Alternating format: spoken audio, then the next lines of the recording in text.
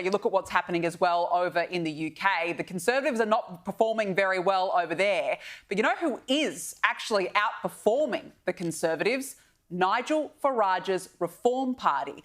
Now, over the weekend, the local council elections were held in the UK, and Reform did so much better than expected. In fact, it took out multiple counties, and it really was a warning sign, I would say, to the Labor Party that, hey, people have genuinely had enough.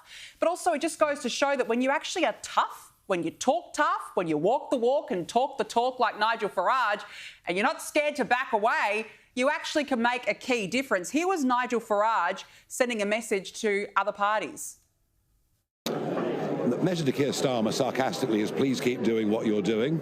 And the message to Kemi Badenoch is, well, frankly, the Conservative Party's finished today. It's gone. It's dying in the shires. It has no future. It stands for nothing. It serves no purpose. Any chance of doing a deal with them to unite the right? I don't want to do a deal with them. We're going to win the next election on our own. OK, Nigel Farage, thank you very much. Thank you. And you know what? He probably may have a good chance. The polls are right now in Reform's favour. Why? Because people over there have had enough of mass immigration. They're sick to death of jobs being given to immigrants who've come to the country as opposed to people who were born and raised there. Hello, we're seeing issues here in this country as well. But what I particularly like about Nigel Farage is he's not mucking around. He's said that he's coming after DEI in councils. Have a look. We are going to be quite radical. Work from home, forget it. If you're a DEI officer, I suggest you look for another job.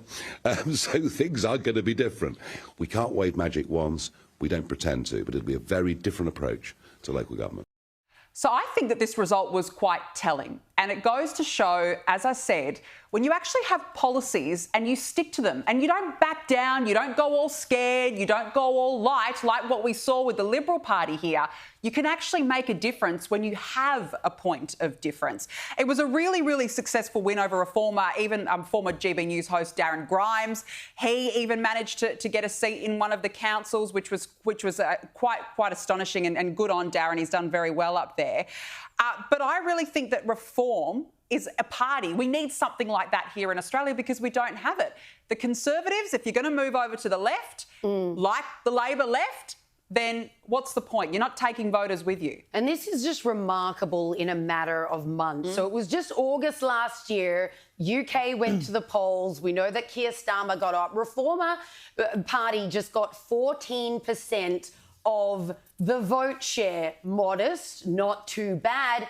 Here we are in the following year, and in these local elections, they romped in 30% of the vote, winning 677 council seats. This is huge. They crushed Labor. They crushed the Conservatives. Labor lost over 160 seats. The Conservatives lost over 600 seats in these local elections. So those guys are absolutely reeling. You will remember just months after the national election last year, over 2 million English people signed a poll saying, please, we are crying out, Parliament, go to an early general election because we already have buyer remorse.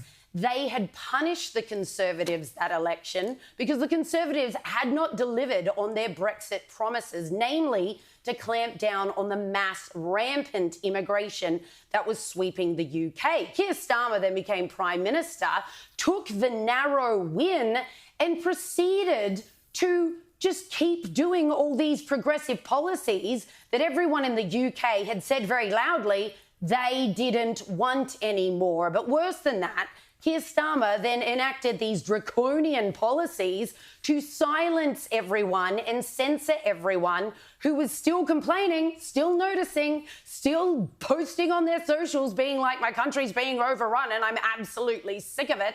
And that's where Reform is now absolutely transcendent, because they're just like, OK, the Conservatives aren't cutting it for you. We are replacing them. We will be the Conservative Party that you long to see. It's going to be really interesting when they go back to the polls for a general election.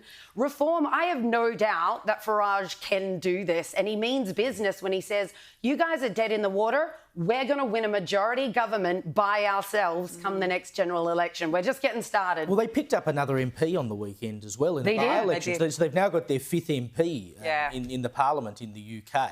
And, of course, they have a first-past-the-post system in the UK, which makes things a little more difficult in terms of getting candidates over the line. Because you look like at a party like the Lib Dems, for instance, they've got, 70, 80-odd seats or something, but they only pull 2 or 3% of the national vote. But they have strong support in small parts of the country. So on a first-past-the-post model, you can actually get a lot of candidates in. So the trouble for the Reform Party is to be able to turn national support into a genuine first-past-the-post result in multiple electorates. But to make it clear just how extraordinary this was in the council elections, there's 1,641 seats across the UK, 677 of them, 41% went to the Reform Party. The Lib Dems won 370, the Tories 319, as Liz said before, that's down 677 on where they were, and Labor 198, which is down 189 seats. So the Tories and Labor,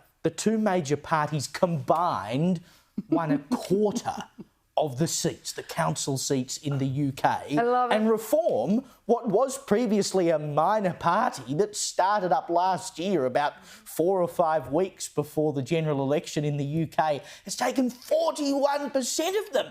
I mean, that is absolutely extraordinary.